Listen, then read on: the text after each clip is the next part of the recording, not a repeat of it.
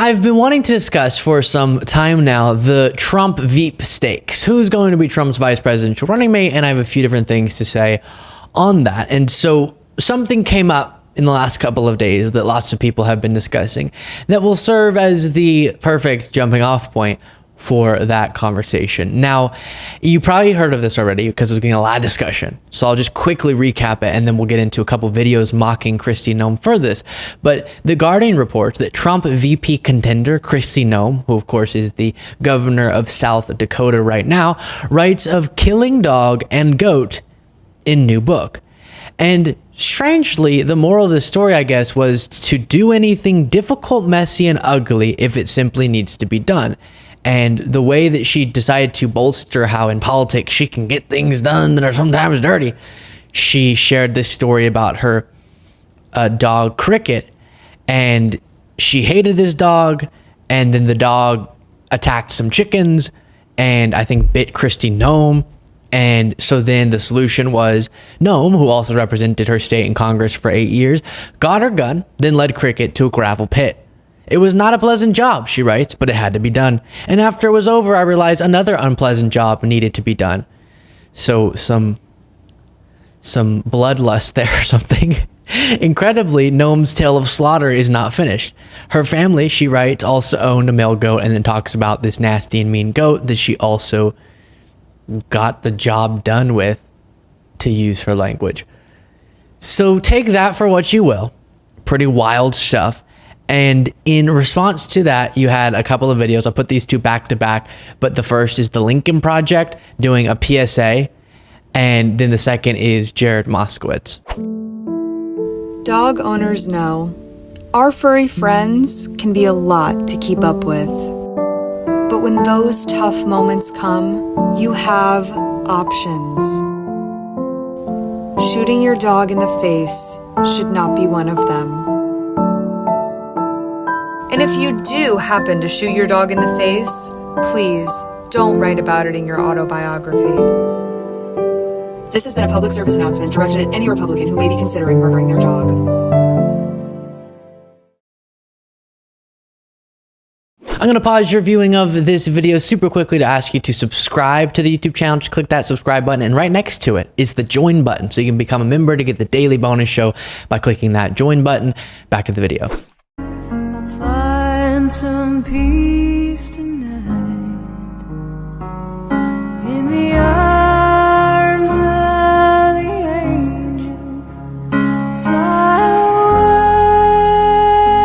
away from here, from this dark, cold hotel room and the endlessness that you fear. So I did not think that was going to be a story that I was talking about a few days ago before this happened. I would not have predicted this to be something in the news cycle. But now there's one of the options, okay, in terms of vice presidential running mate material for Donald Trump. Let's go through a few of the others. Marco Rubio is in the talks. I don't think he'll be it, but he did get asked about this and said that he'd be honored. But you said it would be an honor to be offered a spot on his ticket. Really? Yeah, I think anyone who's offered the opportunity to serve this country as vice president should be honored by the opportunity to do it if you're in public service. Then people have speculated about J.D. Vance, the Republican senator from Ohio, and he got asked, and something that a lot of individuals who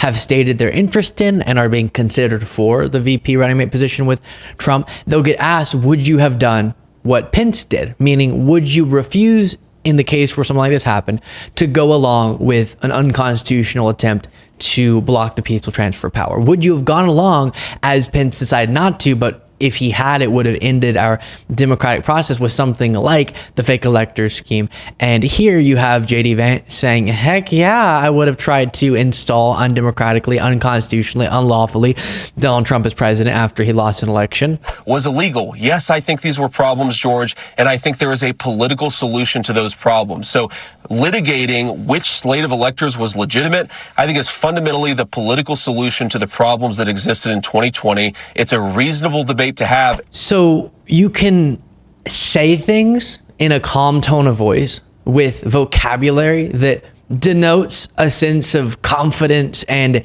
intellectualism, when really what you're saying is, I would have engaged in a non-military coup with Trump to keep him in power. That's what we're talking about here. JD Vance saying, I think it's perfectly legitimate to figure out and have a debate and a conversation and decide as the political solution to the problem that doesn't exist, that I say exists, which slate of electors should be the ones that are counted. And as vice president, I would have done that. No, what? And what he means is, yeah, I probably would have tried to assert and certify fraudulent electors as the real one at once to disenfranchise the actual voters' result and just choose Trump as the undemocratically selected leader.